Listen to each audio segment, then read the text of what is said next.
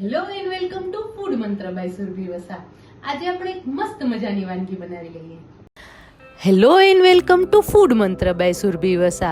આજે હું તમારા માટે એક હેલ્ધી અને વિસરાતી વાનગી લઈને આવી છું. અને આ વાનગી એટલી સરસ છે ને કે અત્યારની સિઝનમાં નાની મોટી તકલીફ બધાને થઈ રહી છે. શરદીનો પ્રોબ્લેમ હોય, શારીરિક દુખાવો હોય અથવા ઇમ્યુનિટી લો થઈ ગઈ હોય, તો આવા બધા જે પ્રોબ્લેમ થાય છે એના માટે આ વાનગી એકદમ એપ્રોપ્રિએટ છે.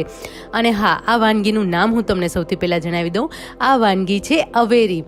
આ વાનગી જે છે એ પર્યુષણમાં, પારણામાં પણ વપરાતી હોય છે. અને જો તમને આવા કોઈ તમે તકલીફથી પીડાતા હોય, એટલે કે સાંધાનો દુખાવો રહેતા હોય અથવા તો ઇમ્યુનિટી તમારી બહુ જ લો રહેતી હોય અને બહુ થાક લાગતો હોય, તો આ જે વાનગી છે એ તમે એક નાનો બોલ્સ રોજ સવારના નરણા કોઠે લઈ લેશો ને, તો પછી જુઓ 15 જ દિવસમાં તમે તમારી જાતને એકદમ ફ્રેશ મહેસૂસ કરશો.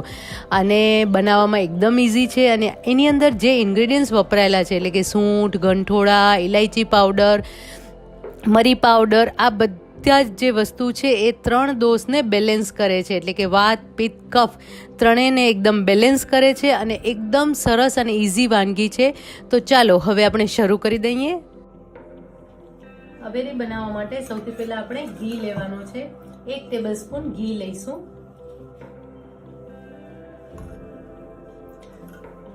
આ અવેરી બનાવવાની રીત એકદમ અલગ છે. મારા નાની જે સ્ટાઇલથી અવેરી બનાવતા હતા એ જ સ્ટાઇલથી આજે હું તમને અવેરી શીખવાડી રહી છું. અને 2 ટેબલસ્પૂન દળેલી ખાંડ ઉમેરીશું. એટલે કે આ દળેલી સાકરનો ભૂકો છે જે હું ઉમેરી રહી છું.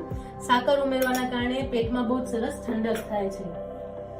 અને સરસ રીતે આ જે મિશ્રણ છે એને ફીણી લેવાનું છે. એટલે કે ઘી અને સાકરને સરસ ફીણી લેવાના છે. અને ઘી લેવાનું છે એ થીજેલું ઘી લેવાનું છે.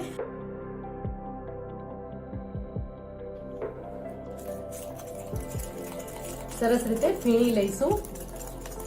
પીગાળેલું ઘી નથી લેવાનું, થીજેલું જ ઘી લેવાનું છે, જેથી કરીને ઘી અને સાકર બહુ સરસ રીતે ફીણાઈ જશે.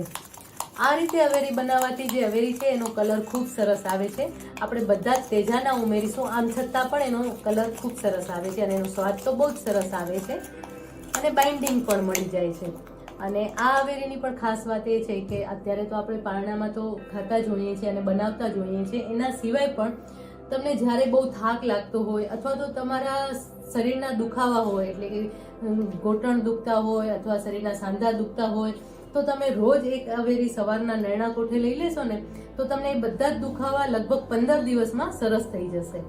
હવે એની અંદર આપણે 1 ટેબલસ્પૂન સૂંઠ પાવડર ઉમેરીશું. સૂંઠ પાવડર સારા એવા પ્રમાણમાં ઉમેરવાનો છે. સૂંઠ પાવડરના કારણે જે અવેરી છે એનો સ્વાદ પણ બહુ સરસ આવશે અને જે આપણા શરીરને જરૂરી છે તાકાત, એ પણ બહુ સરસ તાકાત મળશે એમાંથી.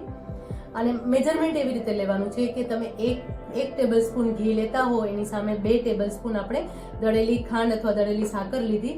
એની સાથે એટલે કે ખાંડ કરતા અડધા પ્રમાણમાં સૂંઠ લેવાની છે. એટલે કે 1 ટેબલસ્પૂન આપણે સૂંઠ લીધી. હવે એની અંદર આપણે અડધો ટેબલસ્પૂન ગંઠોડા પાવડર લેશું. એટલે કે સૂંઠ પાવડર કરતા અડધા પ્રમાણમાં ગંઠોડા પાવડર લેશું. અને એટલા જ પ્રમાણમાં ઇલાયચી પાવડર લેશું. એટલે કે અડધો ટેબલસ્પૂન ઇલાયચી પાવડર લેશું. તમે જુઓ, બધા જ તેજાના બહુ સારા એવા પ્રમાણમાં આપણે ઉમેરી રહ્યા છીએ. એટલે આ જે વાનગી છે એ બહુ વધારે પ્રમાણમાં નથી ખાવાની. એટલે કે અવેરી તમને બહુ જ ભાવતી હોય ને તમે 3-4 પીસ ખાઈ જાઓ, એ નહીં ચાલે. આ એક જ નાની લાડુડી તમારે ખાવાની છે. અને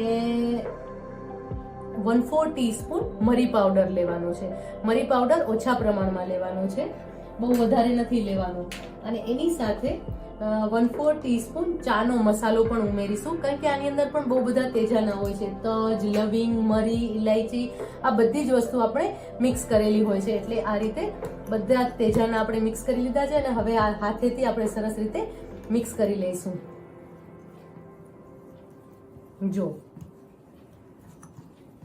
કલર પણ એકદમ સરસ આવી ગયો છે અને એનું બાઇન્ડિંગ પણ સરસ આવી ગયું છે. જો ઘી, અને ઘણા લોકો શું કરે છે કે બધા જ તેજાના પેલા બાઉલમાં લઈ લે છે અને પછી ઉપરથી ખાંડ અને ઘી ઉમેરી અને સરસ રીતે મિક્સ કરી લેતા હોય છે. પણ એમ કરવાથી જે લડુડી છે એ સરસ વળતી પણ નથી અને જે ફીણવાથી એનો સ્વાદ પણ સરસ આવે છે અને એના ગુણ પણ આપણે વધારે સારા એવા પ્રમાણમાં મળે છે. તો હવે આ તમે જુઓ કે બોલ જે છે એકદમ સરસ તૈયાર થઈ ગયો છે અને હવે આમાંથી આપણે નાની નાની લડુડી તૈયાર કરી લઈશું, એટલે કે આપણી અવેરી તૈયાર થઈ ગઈ છે. બસ અવેરીને તૈયાર થતા જરાય વાર નથી લાગતી, પણ એનું મેજરમેન્ટ ખૂબ જ અગત્યનું છે. ઘણીવાર બહુ જ તીખી લાગતી હોય છે અને ઘણીવાર સાવ ફીકી લાગતી હોય છે. તો આ મેજરમેન્ટ પ્રમાણે જો તમે અવેરી બનાવશો તો તમારી અવેરી એકદમ ટેસ્ટી બનવાની છે. અને રોજ સવારે નરણા કોઠે એક અવેરી ખાઈ લેશો તો તમને શરીરના દુખાવા ક્યારેય પણ નહીં થાય. અને ખાસ કરીને 40+ પછી જો તમે આ એક અવેરી રોજ ખાશો તો નાની મોટી જે તકલીફ તમને આવવાની હશે ને એક પણ તકલીફ આવશે નહીં અને તમે એકદમ સ્ફૂર્તિવાન લાગશો. તો હવે આ અવેરીમાંથી નાના નાના આપણે બોલ્સ બનાવી લઈશું. હવે બોલ્સને વાળી લઈશું.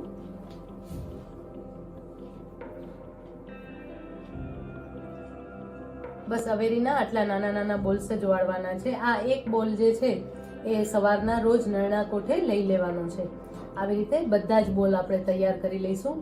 અત્યારે જે મિશ્રણ આપણે તૈયાર કર્યું એમાંથી લગભગ 6 થી 7 નંગ અવેરી તૈયાર થશે.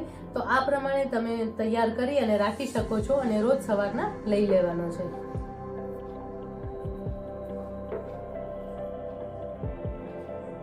અવેરીના બોલ્સ વળાઈ ગયા છે. હવે એને સર્વ કરી લઈએ. અવેરી તૈયાર થઈ ગઈ છે અને સર્વ કરી લઈએ. આ અવેરીને તમે લાંબો ટાઈમ સુધી સ્ટોર પણ કરી શકો છો, કારણ કે આની અંદર બધા જ તેજાના ઉમેરેલા છે અને એની સાથે ઘી અને સાકર છે, એટલે લાંબો ટાઈમ સુધી તમે એને સ્ટોર કરી શકો છો. લગભગ મહિનાથી 1.5 મહિના સુધી આ અવેરીને તમે સ્ટોર કરી શકો છો. અને રોજ રોજ તમે સવારના નરણા કોઠે લઈ લેશો તો બસ પછી તમે એકદમ તાજા માજા થઈ જશો. તો આવી જ નવી વાનગીઓ સાથે, નવી વાતો સાથે ફરી મળતા રહીશું. ત્યાં સુધી બાય બાય.